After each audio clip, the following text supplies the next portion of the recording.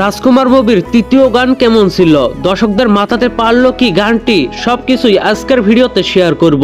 শাকিব খানের মুভির গান মানেই নতুন কিছু, সব সাকিবিয়ানরা বিশ্বাস করে এটাই, এবং সাকিবিয়ানরা সাকিবের নতুন কন্টেন্টের জন্য বেশ অপেক্ষায় থাকে। আমি একাই রাজকুমার গানটি আমার কাছে তেমন ভালো লাগেনি।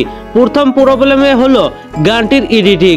এই যুগে এসে এমন এডিটিং কাম্য নয়। ৫-৬টা সাকিবকে একসঙ্গে দেখানো এডিট এখন দর্শকরা উপভোগ করতে চায় না। আর সাকিবের পরনের পোশাক মোটেও তাকে মানায়নি। অনেকেই বলতে পারে পোশাকের দাম তো ৩ লাখের উপরে।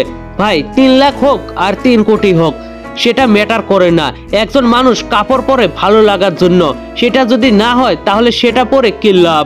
সম্ভবত আমি একাই রাজকুমার গানেও নতুন কণ্ঠশিল্পী কণ্ঠ দিয়েছেন শামীম হাসান। লিরিক্স আমার কাছে জঘন্য লেগেছে, সিরিয়াসলি বলছি, জঘন্য লেগেছে আমার কাছে গানটির লিরিক্স। ফেরারি ফরহাদ সেই আগের যুগ ফিরিয়ে এনেছে তার গানের কথায়।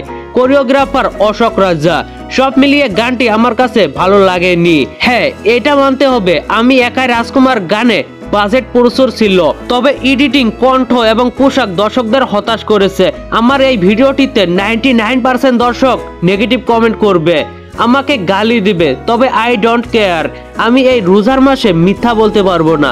আমার কাছে যেমন লেগেছে তেমনই বললাম। ওভারঅল গানটিকে 2 আউট অফ 5 দেওয়া চলে। আপনাদের কাছে গানটি কেমন লাগলো অবশ্যই নিচের কমেন্ট বক্সে জানাতে ভুলবেন না। আর ভিডিওটি ভালো লাগলে একটি লাইক দিয়ে বন্ধুদের মাঝে বেশি বেশি করে শেয়ার করুন। ধন্যবাদ পুরো ভিডিওটির সঙ্গে থাকার জন্য।